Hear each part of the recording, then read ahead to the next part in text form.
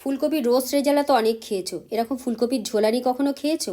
এই রান্নাটাকে আমার বাবা ফুলকপির ঝোলানি বলতেন। কেন বলো তো? কারণ রান্নাটায় খুব বেশি ঝোল ঝোল থাকে আর একদম মশলা ছাড়া হালকা পাতলা রান্নাটা হয়। তাহলে চলো আজকে করি ফুলকপির ঝোলানি। তার জন্য এরকম লম্বা লম্বা করে আলুটা কেটে নিয়েছি, ফুলকপি নিয়েছি আর নিয়ে নিয়েছি বেশ খানিকটা বড়ি। এবার চলো রান্নায় চলে যাব। কড়াই বসিয়ে দিয়েছি, প্রথমে একটু জল দিয়ে দিলাম, ফুলকপিটা একটু ভাপিয়ে নেবো।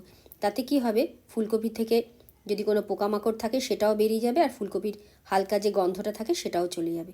যদিও এখন ফুলকপিতে খুব একটা পোকাটা হয় না, তবুও একটু এরকম ভাপিয়ে নিলে কিন্তু বেশ ভালো হবে।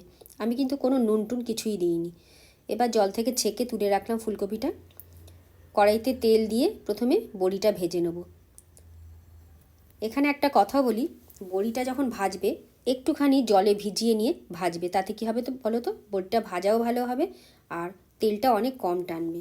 বড়ি ভাজা হয়ে গেলে এবার ফুলকপিটা দিয়ে ভেজে নেব।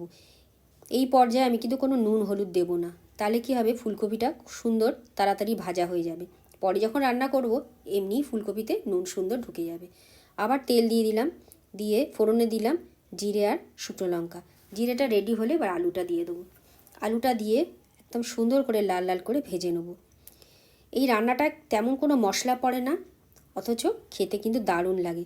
সব সময় অত কষা কষা খেতে কিন্তু খুব একটা ভালো লাগে না, মাঝে মধ্যে মনে হয় একটু হালকা পাতলা কিছু খাই, তখন কিন্তু এই রান্নাটা করে নিতে পারো। আশা করি তোমাদের খুব ভালো লাগবে। মশলার মধ্যে কিছুই না, দিয়ে দিলাম পরিমাণ মতো হলুদ আর 1 টেবিল চামচ জিরে কাঁচা লঙ্কা বাটা, ব্যাস, আর কোনো মশলা পড়বে না। এইবার একটু নেড়ে চেড়ে দিয়ে দেবো একটা গোটা টমেটো, একটু বড় বড় টুকরো করে কেটে নিয়েছি। দিয়ে একটু নেড়ে চেড়ে সামান্য জল দিয়ে দেবো যাতে জিরেটা পুড়ে না যায়। দিয়ে দিলাম পরিমাণ মতো নুন, দিয়ে এবার ভালো মতো নেড়ে মশলাটা মিশিয়ে নেব।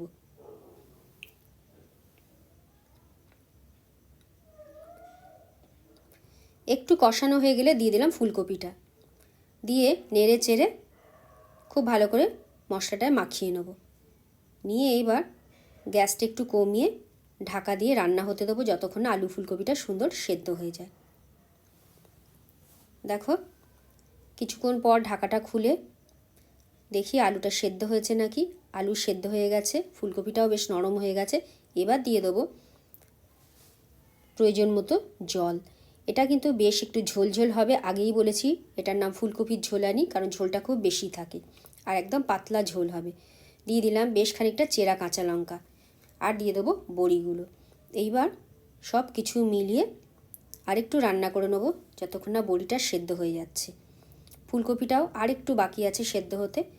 দিয়ে দিলাম সামান্য একটু চিনি, নিরামিষ তরকারি একটু মিষ্টি দিলে খেতে ভালো লাগবে। দিয়ে এইবার একটু ফুটতে দেব। দেখো একদম তরকারিটা রেডি হয়ে গেছে।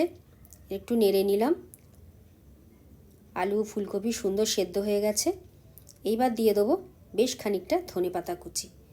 এই ধনেপাতা কুচিটা কিন্তু একটু বেশি করে দিও, তাহলে খেতে খুব ভালো লাগবে। এই বড়ি ধনেপাতা কাঁচা লঙ্কা সব মিলিয়ে একটা অদ্ভুত ফ্লেভার আসে, খেতে কিন্তু দারুণ হয়। ব্যাস মিলিয়ে নিলাম। এবার আর কয়েক সেকেন্ড রেখে গ্যাসটা বন্ধ করে দেবো। তাহলেই রেডি হয়ে গেল আমার দারুণ স্বাদের আলু ফুলকপির ঝোলানি। তোমাদের কেমন লাগলো ভিডিওটা অবশ্যই কমেন্ট করে জানিও। আজ এই অবধি, ফিরবো আবার নতুন কোনো ভিডিওর সাথে। সবাই সুস্থ থেকো, ভালো থেকো আর রান্নাটা অবশ্যই করে খেয়ে দেখো, আশা করি তোমাদের খুব ভালো লাগবে।